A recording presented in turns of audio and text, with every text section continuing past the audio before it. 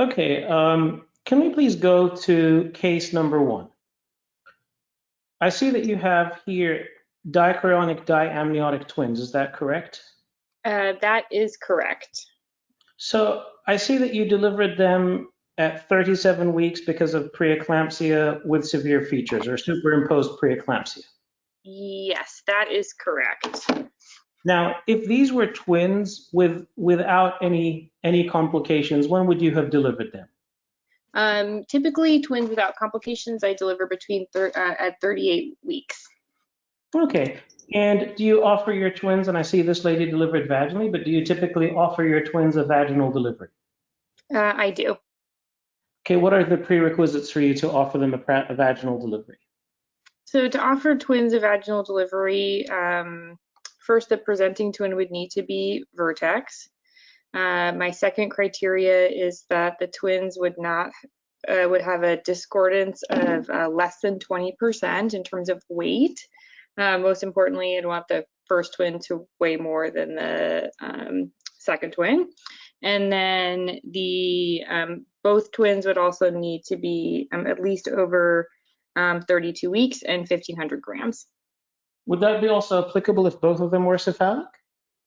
If they were both cephalic, then I would offer them, no matter, in most cases, unless there was a non-reassuring fetal heart tracing, I would offer them a vaginal delivery, but I would need to counsel the patient that if they did not meet that criteria and the second twin flipped to breech or transverse, then we would have to do a C-section for the second twin.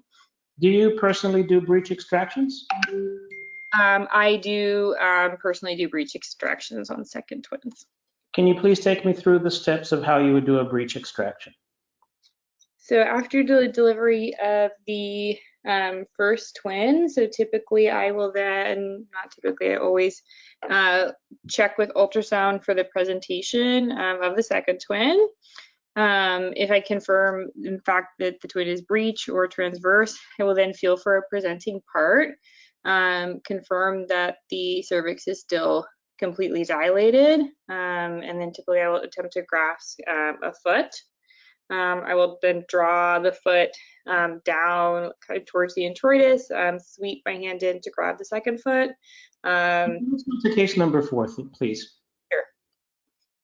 Okay, so tell me, what is your criteria for inserting cerclage?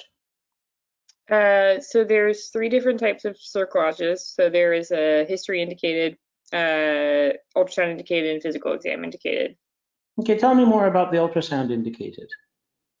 So for an ultrasound indicated cerclage, the accepted criteria would be if a patient has a history of preterm birth, specifically at less than 34 weeks, and you're doing serial cervical lengths via ultrasound on the patient, and then their cervical length is less than 2.5 centimeters between 16 and 24 weeks and 0 days gestation. I see. So would you put a cerclage under any circumstances because of ultrasound findings in somebody who does not have a prior preterm birth? So there is some literature that does support placing cerclage in patients without a history of preterm birth if their cervical length is less than 10 millimeters. So that is a potential population you could consider. Okay, what type of cerclage do you do? I do McDonald's cerclages. Okay, do you think that there is a benefit to doing a Schwarzkopf over a McDonald's? So there can be in patients, for example, who have failed previous McDonald's cerclages, you can dissect the bladder upwards and get higher. Case number 6, please. So please tell me how you counseled this patient that desires permanent sterilization. What did you tell her? So I always, first I counsel patients, ask them, are they 100% sure that they never want children again? Because typically BTLs are not reversible. And then I counsel them on the type of sterilization that I offer. In this patient who had a C-section, I typically will offer either a ligation or a salpingectomy. Okay, and what would you think is the biggest problem with offering somebody a sterilization? So there's risk of regret. So There do you is have a cutoff? Do you have a cutoff age where you wouldn't offer a cerclage? Sorry, uh, tubal ligation. probably if, a teen. So the answer is no. I think it's shared decision making, and I defer to the patient's autonomy ultimately. Okay, so you would offer it to a 17-year-old, 18-year-old, 21-year-old? Um, Potentially, though I have never found a teenager who I felt comfortable performing it on. But if this patient was 100% sure and we had counseled extensively, they had, for example, multiple children already, then which I've encountered, then I would consider it. I see. Do you do what type of typically under normal circumstances? What type of tubal sterilization do you do? Typically, I do a Pomeroy tubal ligation. Okay, so you are not somebody that performs self-injectomies? I do again with the shared decision making with the patient. So it's sort of I offer both of those things to the patient, um, but do prefer a self-injectomy for the risk reduction. Okay, risk reduction of what? There is potentially risk reduction for ovarian cancer with self-injectomy. I see. Okay, time. How did you feel you did? Ooh, I feel I went okay, but it was the fast pace. Yes, and that's what some examiners do. I actually think you did fabulously. I do not have a lot of comments. I think you handled yourself very well. Um, and I was one of those where once I started to recognize that your answer was correct, I moved on. Just be clear, when somebody asks you when do you offer a vaginal delivery for twins, even though it is well known, just say twins that are non-monochorionic, monoamniotic, with the first one being cephalic, right? Mm. And the only time where 32 weeks comes into place, or 2,000 grams, or whatever that cutoff is if the second twin is malpresenting. But if they're both are cephalic, you can offer them a C-section, which you did say, but it needed a little bit of prompting, right? But I am being super, super critical. Okay, That's a good point about the mom was, yeah, should mention that. but you did do very well. You really did. I don't have a lot of comments. If you perform like this on the exam, I don't have any concerns that you will pass. All right. Thank you. Sounds good. Well done. All right. So let's go to our hot seat list, right? I do not see Daniela, right? Is Daniela this patient came in with pprom, is that correct? She was already 38 and 4. Okay, let's assume she was 31. 31 No, weeks. yes, and not in labor. Tell me how you would manage this case. So if she came in 31 weeks, I would manage her by talking to her about the risks of pprom. I would attempt to manage her expectantly until 34 weeks. I would do daily fetal monitoring, and I would institute a course of betamethasone for fetal lung maturity. I would start her on latency antibiotics. I would start her. What the latency antibiotics are? I'm sorry, say that again. What are the latency antibiotics that you will start her on? So I would give her a 48-hour course of IV latency antibiotics, which would be ampicillin, 2 grams every 6 hours for 48 hours. And then in our practice, we use azithromycin as the other agent. And then we would do a PO course of amoxicillin for 5 days. I see. All right. And let's say this patient goes into labor, okay, again at 32 weeks. Would you offer her GBS prophylaxis? So I would, if she went into labor at 32 weeks, I would offer her GBS prophylaxis if the GBS culture was unknown. However, I would have collected it on initial presentation, and if it was negative, then I would not prophylax her with GBS. Okay. Let's assume this patient now, you did your GBS swab and it was negative. Mm-hmm. And we said that she came in at 31 weeks.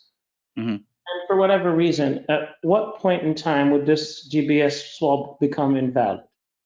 So if I collected it at 31 weeks, it would be valid for 5 weeks until she was 36 weeks. Would that differ if it was negative or positive? If it was positive, then I would treat her at any point in the remainder of her pregnancy with prophylaxis, and I wouldn't recollect it at any point. I see. So a positive GBS is good for you for the whole pregnancy? That's my understanding. I see. Okay, so tell me, if she was GBS positive and she was penicillin allergic, and now she's in your office and you're collecting a GBS swab, how would you do this differently? So if she had a penicillin allergy prior to collecting my GBS swab, I would request penicillin sensitivity testing. In addition to that, I would want to ask her what is the specific allergy that she had, more so looking to see whether it was a mild allergic reaction or a severe allergic reaction, as that would dictate my alternative choice of prophylaxis. I see. So let's say her allergy is severe. Mm-hmm. How would that dictate your choice? So that would dictate my choice depending on what the susceptibility testing showed. If she was, if the Let's go to case number 5, number 6. Okay. So this lady has class 3 obesity, is that correct? That is correct. If you were meeting this patient for the first time in her first prenatal visit, what would you counsel her as her risks of being obese?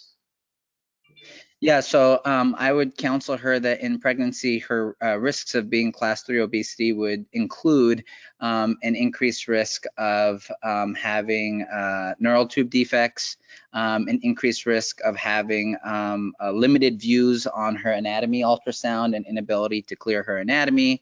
I would counsel her on her increased risk of gestational diabetes, as well as hypertensive disorders of pregnancy. And then I would talk to her about some of her increased risks, both intrapartum and postpartum. Intrapartum, we would talk about things such as increased risk for need for cesarean, as well as labor dystocias. And then postpartum, if she did undergo a cesarean, she would have increased risks of wound infection and wound breakdown.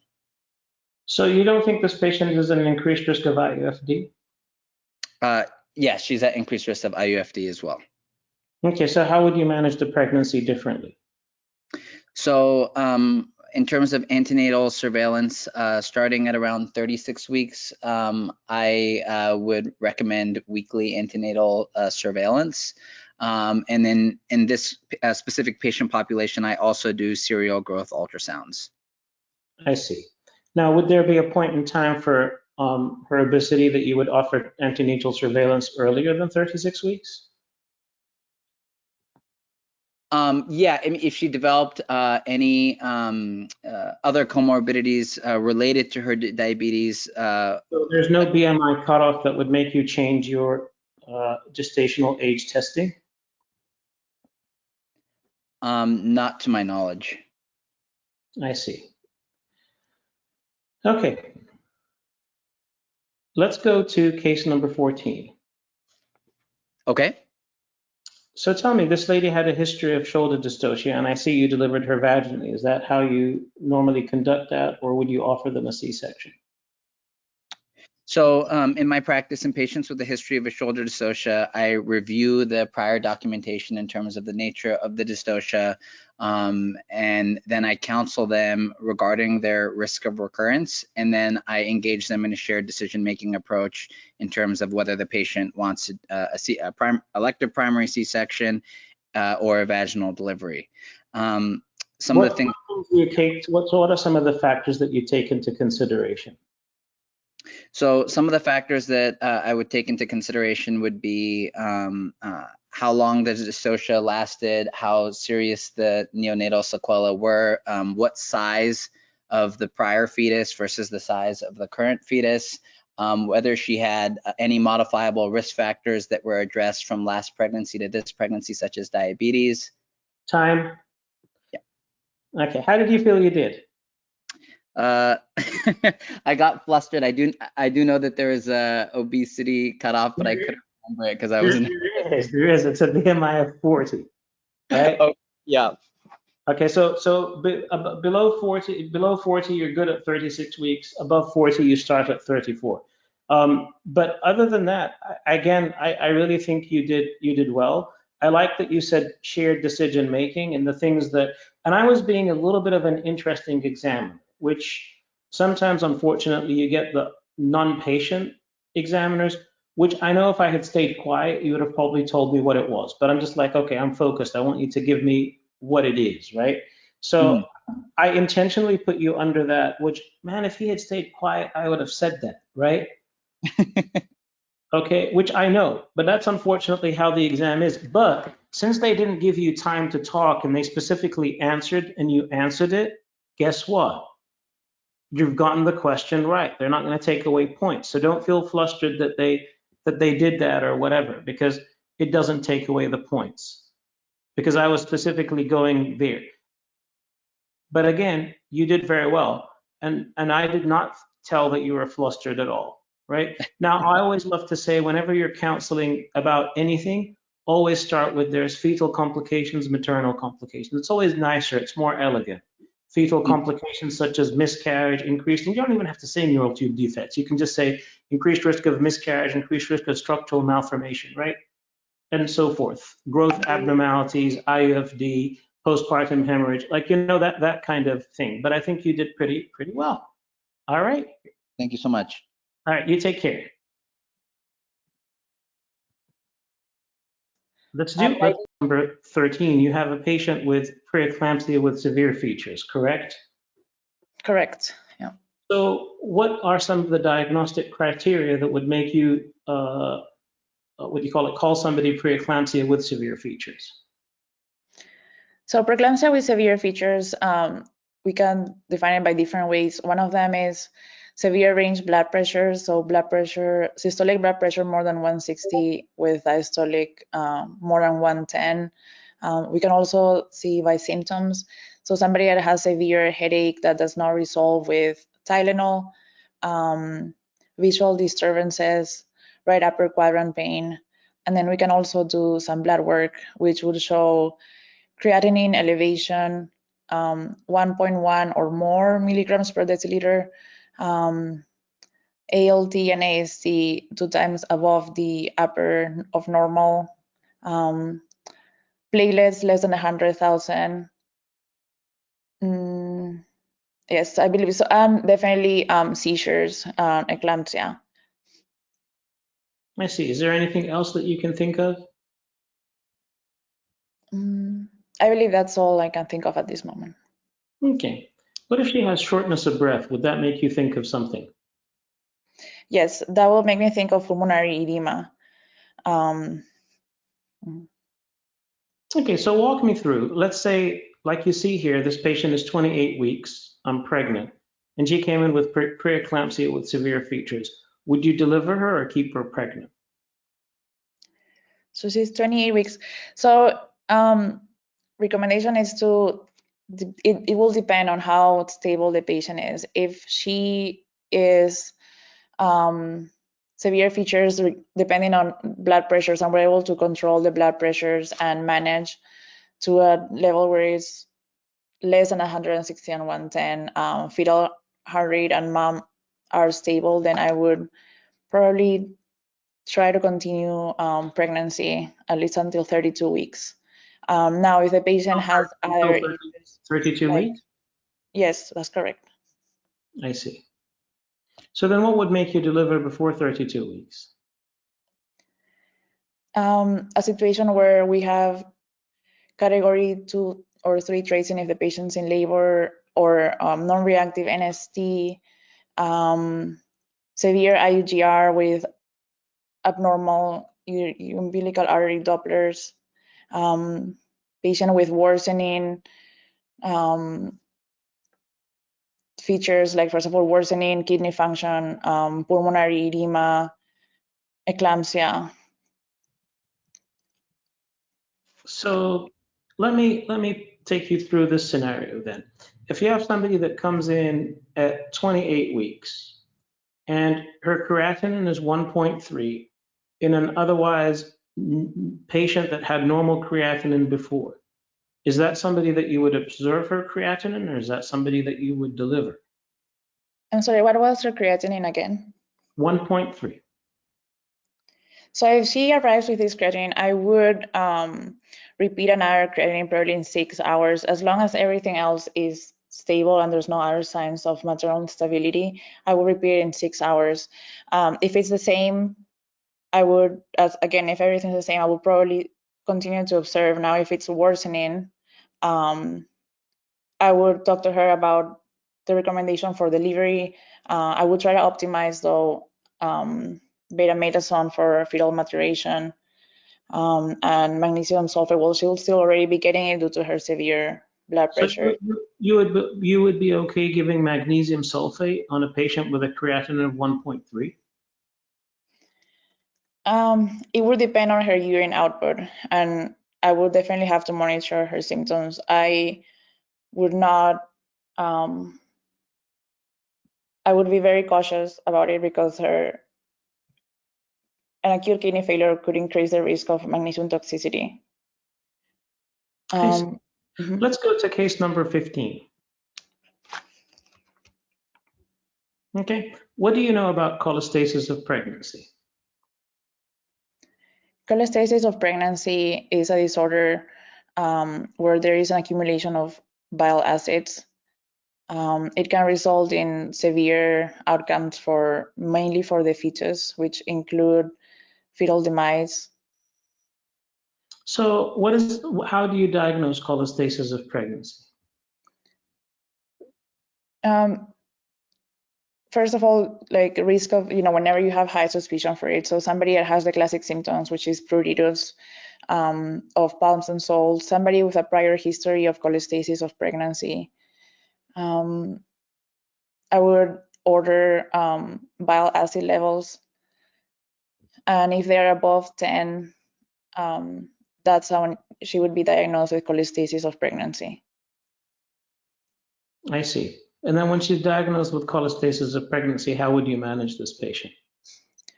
So I will manage the symptoms. We'll give her Benadryl. Main treatment always ursodiol, which we can start and titrate and increase doses as needed. She would also require antenatal surveillance and delivery depending on how many weeks she is, and also depending how high the bile acids are. Also, and so this would be by twice a week antenatal testing, and then checking the bile acids as well, making sure they are under control. What gestational age would you deliver them? If the bile acids are 10, if they're less than 100, the patient can be delivered, I believe, at 37 and 6. You believe? If they're less, You believe, or you would? When would you deliver them, doctor? if her bile acids are more than 100 at 36 weeks, if the bile acids are less than 100 at 37 weeks and 6 days. Okay.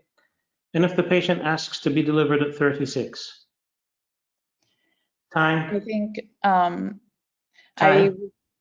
okay. Okay, so I would strongly encourage you to review preeclampsia. Okay, because there is no 32 weeks in the delivery. Yeah, it's 34 weeks. I know. I don't know. Okay. I just got nervous. So it's either now, 34, or 37. There's no third option, right? And then whenever you are asked, would you keep them pregnant? You would say yes, unless there is a contraindication to conservative management. That way you give the examiner the leeway. Well, what are the contraindications to conservative management? And then when anybody asks you what is preeclampsia with severe features, always start with a patient with no known chronic hypertension, because then it doesn't become preeclampsia with severe features, it becomes superimposed, right? Or potentially a chronic hypertension exacerbation. So always start your answer with, in a patient with no known hypertension, new onset, right? Because that's what it is, new onset severe range blood pressures. Now, if you look at contraindications to conservative management, you can't keep them pregnant with an otherwise known normal creatinine once it hits 1.1, even if it's stable, because they've now gone above, just like doubling of the LFTs, just like all of that sort of stuff. So I think you need to and I'm probably, you know them very, very well, but the moment of being put in the spotlight may have contributed to you not remembering, right? That would be my hunch. But make sure that you know preeclampsia, cold stone, right? Okay, yes. All right, sounds good. But here's the deal. This is why this stuff is beneficial, because it can unmask certain things that you may have felt were easy, correct? Or easier. Because again, and I keep saying, this exam, you don't fail for not knowing the difficult. You usually run into trouble for not knowing the easy. All right, not knowing the easy. Yeah. All right, sounds good. All right, did you find this beneficial though? Yes, I did. All right, sounds good. You take care, okay? I'll mute you now and we'll move on. Okay.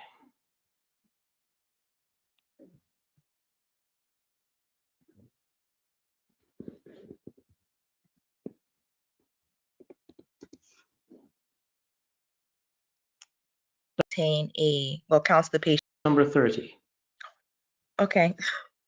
All right, so walk me through, if this patient was coming to you for her first prenatal visit at, let's say, 18, 19 weeks, and you found this antibody that was positive, please walk me through how you would manage this patient.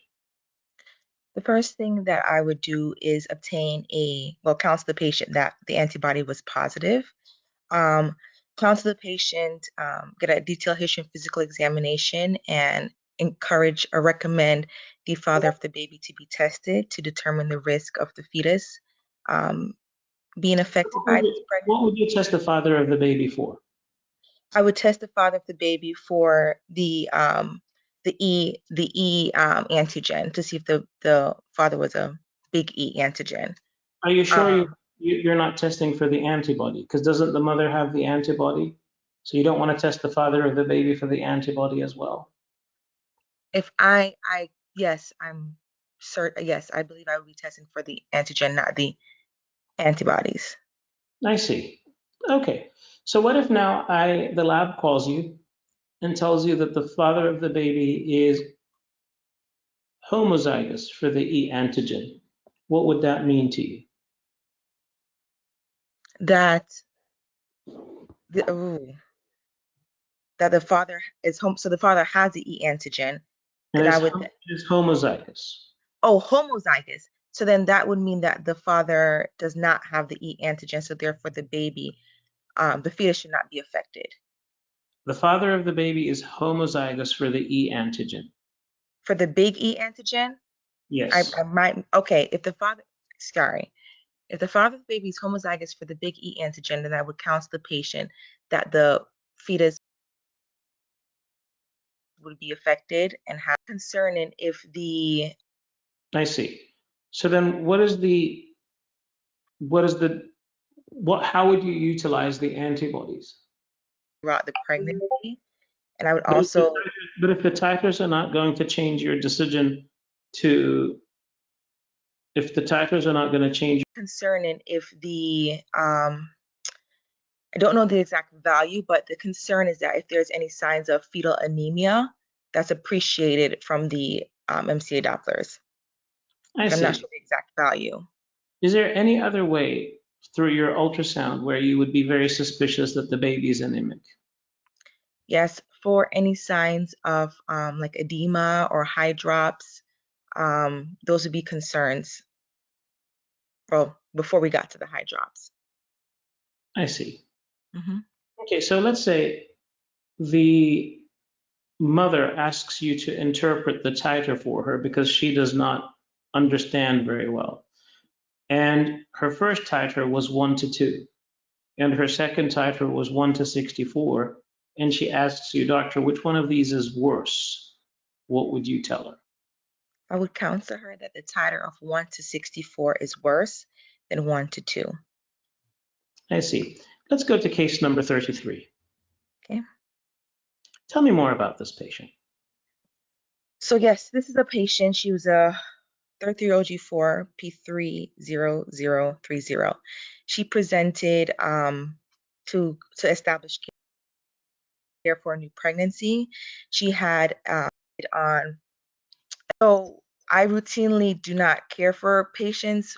And what treatments they want to do with the patient, and is her cancer getting worse, and is there any treatment that they're withholding because of pregnancy? So you are absolutely right. You say we hold a multidisciplinary meeting that involves everybody, and we decide on the optimal time for delivery. But you had you had a patient that just came in labor, right? So you were a little bit hesitant in the antigen antibody, right? Did you feel comfortable with that? No, I haven't reviewed that one yet, so I wasn't as comfortable, but I think I did average. You did pretty okay, except that there is a role for titers, right? Okay. Because unless you're dealing with the KEL antibody, titers are. So remember, homozygous means baby has it 100%, which you Mhm. self-corrected, right? So I'm okay with that. After you thought about it, you self-corrected. You're very adamant that we test for the antigen, not the antibody, which is correct, right? And then you do titers, and if the titers are above the critical value, then you do what do you call it? Then you do MCAs. We look for 1.5 MOMs and more to indicate that the baby is potentially in it, right? But it is 10 times better to say, I don't know the number, than to make up one, because then the examiners will have a field day. Yes. And then they will put you in positions that you don't like. So for example, I'm just making up, if you say a peak systolic of 56 instead of multiples of the median, oh, they're going to love that.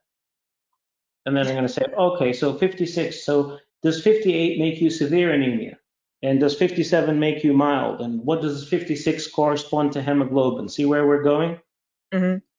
And none of that is correct, because 56 is wrong to begin with, so it doesn't correspond to anything.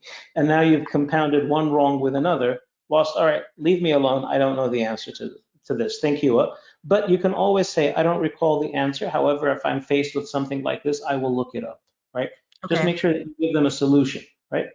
Okay. Because you can say, I don't recall at this point in time. However, when I take care of this patient, I always will review and look at these numbers and make sure that I'm fully aware of what the number is, right? Wouldn't that be a more complete answer? Yes.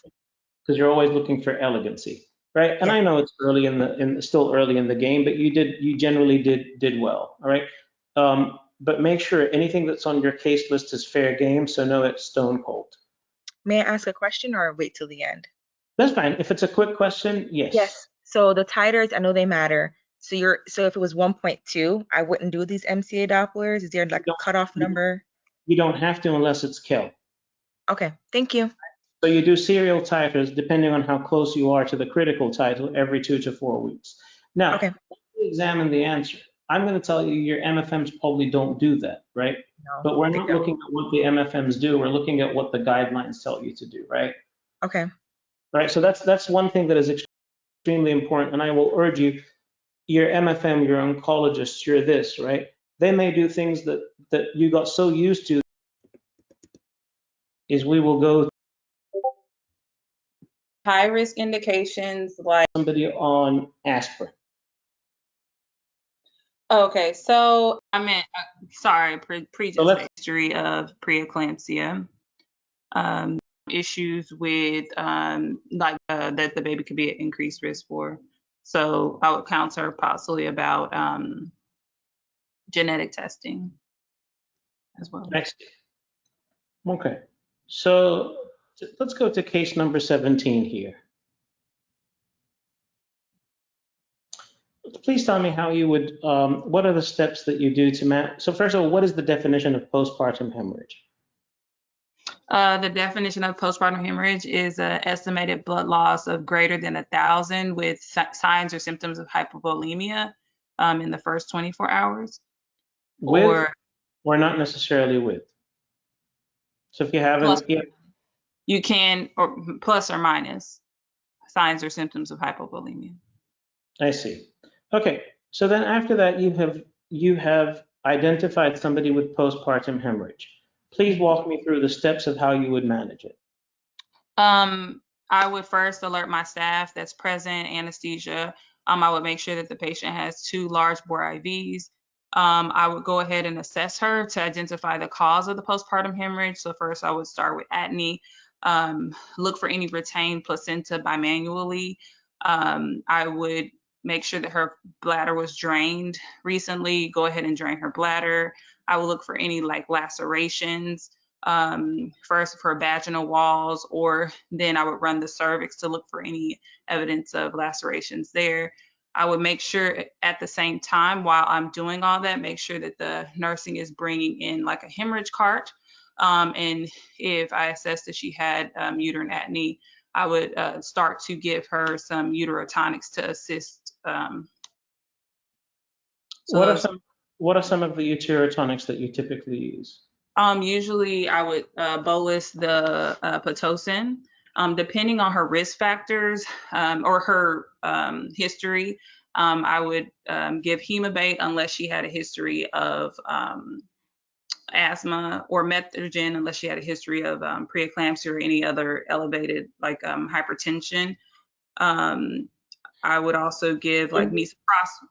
In your practice, do you feel that there is any benefit or use for uterine artery embolization? In an appropriate patient, yes. So someone that's stable with, who is stable with a slow trickle that's persistent, that might be someone that I would consider for a UAE. Okay, time. How did you feel that you did? I feel I started off a little shaky with the aspirin. Yes, because I probably caught you off guard. So it's you always start with there are for indications for aspirin, there are things that are standalone where one risk factor is enough for me to put them on aspirin, and you go through that. And then there are other things that we need two risk factors to put them on aspirin.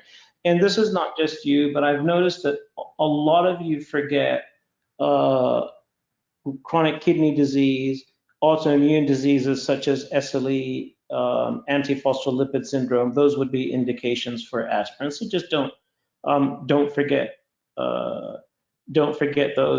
Postpartum hemorrhage, you started out with, I'm going to put a second line, make sure that my nursing staff is aware, and make sure that anesthesia is aware. Then I'm going to examine the patient to see what the causes are. So you were definitely in the right track there. And then I just stopped and said, okay, tell me what you think of this, right? Because you've got to remember, they've got to make the exam fair. So there is going to be there is going to be some questions that they will ask you out of nowhere, because they have to ask all the candidates the same questions. All right? Mm-hmm. Perfect. Sounds good. So what I'm going to do is ask all of you to, take your raised hands down, because I want to make sure that we put whoever needs to be on the hot seat. So if your hand is up, please take it down for me, so that I can find out who is next, because we are having to go past what we have. So I'm going to see. Is Dr. Davis there? I don't see a Dr. Davis, right?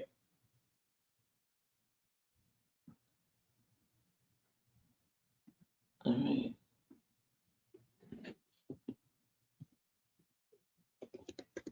Okay.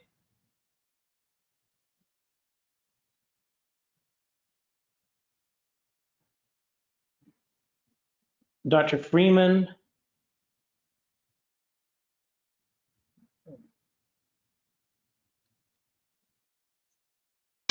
Yes. So tell me, what is your definition of placenta previa? Placenta previa is when the placenta is overlying the cervix. Okay. Is there a specific number?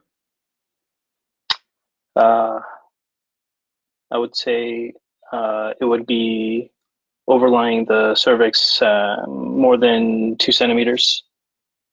More than 2 centimeters what? I would have to look that up. I see. Okay, so let's assume that you have the diagnosis of placenta previa. Okay. How would you manage it in pregnancy? What would be some of the things that you would do? First and foremost, I would counsel the patient that this would affect the mode of delivery. I would be concerned about risk factors for placenta accreta. In addition, I would want to gather her history and find out if she has had a history of cesarean deliveries, because that would compound her risk. Okay, I would want to make sure. As you can see, this patient has had C-sections in the past. She's had 3 of them. So would that worry you? It would worry me, yes, because she is at increased risk of placenta accreta, and especially when she has had a history of cesarean delivery times 3, that would increase her risk significantly more. So I would counsel the patient that she would need early ultrasound, a maternal fetal medicine consultation, and also determine a planned delivery. I would counsel the patient that she would likely need, if she has an accreta, a delivery at around 34 weeks, and would want to plan around that.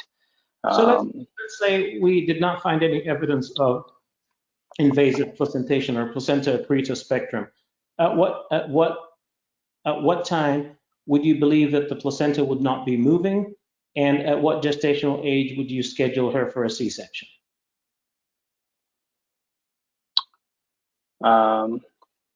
I would have to look up the first question. However, I would plan for a scheduled cesarean delivery around 36 weeks. I see. Okay. And what precautions would you take during the delivery? What would you be doing differently? For this patient, I would want to optimize her preoperatively first to make sure that she has an optimized hemoglobin. I would want to be at a level 3 or level 4 center to be able to handle a potential postpartum hemorrhage or accreta. I would want to have subspecialists around, as I do not perform that type of surgery in my practice. I would want to have either gynecologic oncology or maternal fetal medicine available to help with this scheduled cesarean section. I would want to have a center that has the ability to activate massive transfusion protocol and be ready to perform a cesarean hysterectomy and have neonatology involved. For this particular patient, I would also want to consider antenatal corticosteroids, since this would be a preterm delivery, and counsel that patient appropriately. Let's go to case number 22. Okay, what would be your definition of fetal growth restriction? Fetal growth restriction would be less than the 10th percentile of fetal weight, or abdominal circumference of less than 10 percentile. Okay, and then how would you counsel the patient? For patients that are at risk or have had IUGR, I would counsel the patient that they would want to have closer surveillance throughout the pregnancy. Growth restriction can increase the risk of fetal complications. They would be at risk of potential chromosomal abnormalities or anatomical abnormalities. They would be counseled to have serial ultrasounds throughout their pregnancy, and would want to evaluate for specific findings such as oligohydramnios. Would want to consider a maternal fetal medicine consultation for these types of patients as well. And what would be your top 3 causes that you would counsel the patient about for fetal growth restriction? Causes can be broken down to maternal or fetal or placental etiologies. Maternal etiologies can be chronic conditions or acute conditions such as chronic hypertension, preeclampsia, pregestational diabetes, autoimmune diseases. Fetal causes can be viral infections or anatomical abnormalities. Placental abnormalities can be things such as placental abruption. Again, preeclampsia can affect the placenta as well. Okay. Time. How did you feel you did? I think I did okay. I looked up previa and accreta for other information, but I didn't look up the actual definition of that. So I think you can be a little bit more organized in your answers, somewhat, right? So when we say what's the definition of placenta previa, it is a placenta that is within 2 centimeters of the internal cervical canal at the time of delivery, right? Because it can resolve. So if we start out with a placenta previa that is 2 centimeters or less away at 18 weeks, not as concerning, correct? Right. So that's why you follow them. And then what you call it, then you rightly so said, if she has 3 prior C-sections, then I'm worried about invasive placentation, which will change the timing of delivery and what you do in the delivery process, right? Don't forget fetal growth restriction. Whenever you're faced with a question about fetal growth restriction, one of the things that you always need to do is say, the first thing that I will do is I will make sure that we're using the most accurate dating criteria, because you don't want to say it's fetal growth restriction. So you've just got to reinforce that I'm going to make sure that the dating that we have is accurate, right? So that we have an ultrasound last menstrual period. And then you can, if you want to be a little bit more broad, you can say there is constitutional fetal growth restriction, and you said placental and so forth, and then you kind of went into all of that. So I think in general you did pretty okay. All right, so but just maybe work a little bit on your organization. But I think for how early we are and how far your exam is, I think you guys you did well. Okay, Thank you.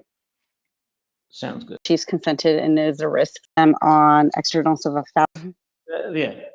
So I usually screen for this antenatally at the 36-week visit.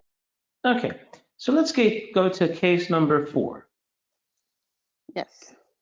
So tell me, how do you handle somebody with malpresentation? So I usually screen for this antenatally at the 36-week visit. And if they are presenting not vertex in presentation, I counsel them on external cephalic versions. I do not do vaginal breech deliveries in singleton. So I also do some counseling surrounding mode of delivery should she be breech at time of delivery. What gestational age do you actually perform your ECVs? 37 weeks. Okay, can you please walk me through how you would do an ECV? So when the patient presents, I make sure that she's consented and knows the risks associated with it, that we've had tracing for fetal status prior.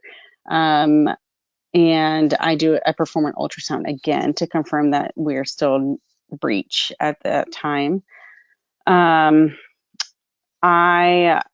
do some counseling on neuroaxial anesthesia, as well as administer terbutaline. If she is Rh negative, I do a type-in screen and I'm ready to administer RhoGAM as well. And then after that, I go on to do the procedure. I have the ultrasound still at the bedside. I use one hand to elevate the breech and presenting part out of the pelvis, and then the other hand to place gentle pressure on the head to do either a front roll or a back roll.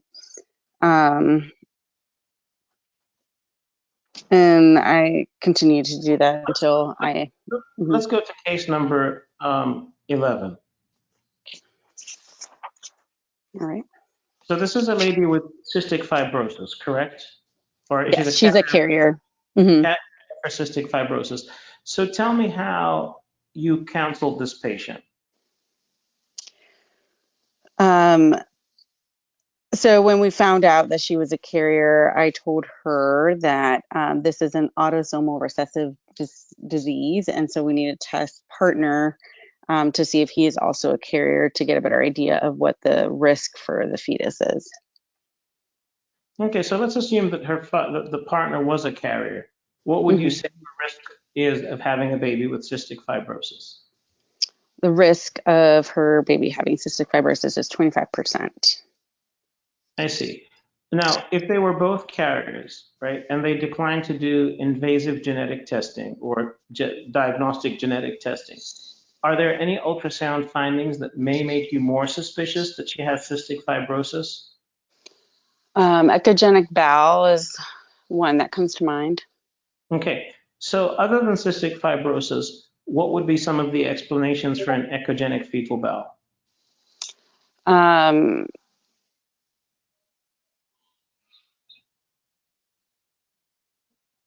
So that's also a soft marker for T21. I don't know why fetal blood is coming to mind, if there's some kind of reason why there's a hemorrhage with ingestion of blood that could cause echogenic bowel. Also a CMV infection. And those are the ones that are coming to mind right now. I see. So here you have a patient that is Rh negative, correct? In case number 16. Okay, sorry, I did not flip yet. Okay, So in case number 16, we have a patient who is Rh negative, correct? yes. Tell me, what are some of the indications that would make you give Rogam? If she presents with bleeding at any time throughout her pregnancy, vaginal bleeding, I would administer Rogam. Any other indications for Rogam? If I am performing any kind of testing, so if I did a diagnostic testing such as an amniocentesis, or if I were performing ECV, any kind of procedure that might cause a Okay, so when do you maternal fetal hemorrhage. when do you routinely give Rogam in pregnancy?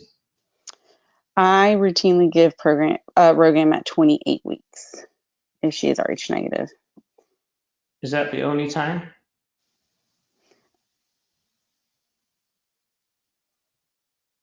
What about postpartum? Yes. She's no longer pregnant. But yes, I would give it to her after she delivered. Okay. Would there be anything that would not let you give the baby Rogam postpartum?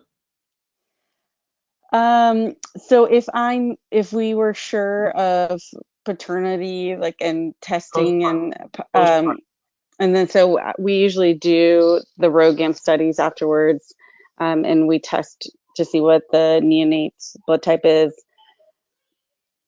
And so if the neonate was Rh negative, I would not administer it. Okay.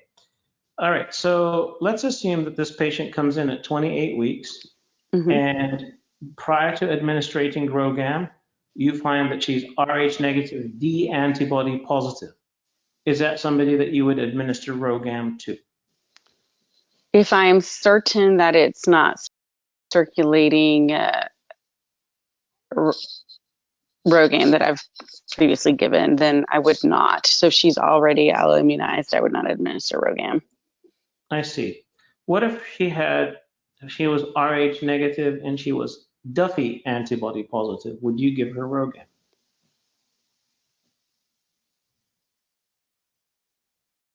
Now, if they're Hep B positive, do you give them the vaccine?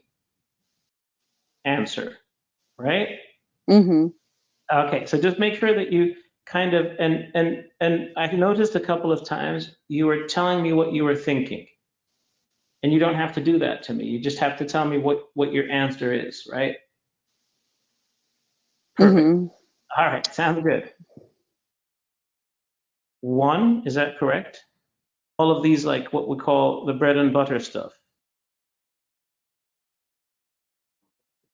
Okay, so doctor, let's go to case number 13. Okay. Okay, so I noticed that this is somebody who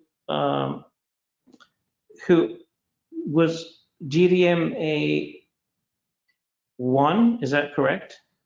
Yes. And she was poorly controlled. Yes. And unfortunately, she presented with an IUFD, is that correct? Yes. Okay, so first of all, tell me, how did you work up? I see that you said that you did IUFD workup. So what was the IUFD workup that you guys did? So typically for my IUFD workup, I get a good history and physical from the mom. I also do, if the parents consent to it, a fetal autopsy. I do a placental inspection, and then I also look at genetic testing, and I look at the umbilical cord. Okay. Would you consider doing any additional tests? I would, if there was something in her history that prompted me to think that she, like in this case, had diabetes that might be causing it, I might do some work up there. If I knew that she had like hypothyroidism or another medical comorbidity, I might work that up. I would also look at possibly doing antiphospholipid antibodies on her. So would you do antiphospholipid antibodies on all IUFDs or just some of them? If there's a known fetal cause of the IUFD, then I wouldn't routinely do antiphospholipid, but it is part of my routine if I can't find a cause. Okay, so let's say if this was not an IUFD, and when would you obtain an estimated fetal weight to help guide your management? So ideally, I do my anatomy scan around 18 to 22 weeks. And then I would do a repeat scan in this patient probably around 32, 34 weeks. And then if I was concerned at any point, I could redo another. I typically do growth scans every 1 to 4 weeks. Okay, would you not do one close to delivery? In someone who was poorly controlled, yes, I would. Okay. So how would that guide your management? So if it was a live fetus and she had diabetes and she came into my triage, I would do an estimated fetal weight before induction. And if she was over 4,500 grams, the estimated fetal weight, then I would recommend a C-section. I see. So you had a patient here that had shoulder dystocia. This patient particularly had a shoulder dystocia. Is that correct? Yes. Can you please take me through your management of a shoulder dystocia? So after identifying that a shoulder dystocia is happening, usually with like the turtle sign and retraction back into the perineum, I immediately call for help and notify my nursing staff. I then have them hyperflex her hips, and then I try to sweep the anterior shoulder forward with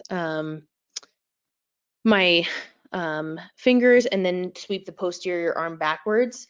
I also have the nurses at that time push on the super, but in reverse, risk of developing those COSA. I close that in a running on colace, and I have them do a low fiber Stage labor arrest. Can you define that for me? So first stage of labor. Latent phase, not in the active phase. Is that correct? Are you sticking to your 250? Yep. You got it correctly, but it's through an IUPC, right? And so forth, and the management of it is extremely important, right? And I will tell you, you only have 20 cases, which is not incorrect, but you do have, there's going to be a lot of leeway for them to change the cases around. So because they want to have adequate ability to ask you, so just be prepared that some of the cases may not be very similar to your actual case list. They will change things around from my experience in a case list that is on the smaller size. Right, and that's not uncommon. They did that for me in gynecology, you know, because they knew that I was an MFM fellow at that point in time, and they just changed things around, and I was ready for them, and I answered well. But what I'm trying to say is just be ready that they will not necessarily ask you specifically just from the case list. They'll change things around.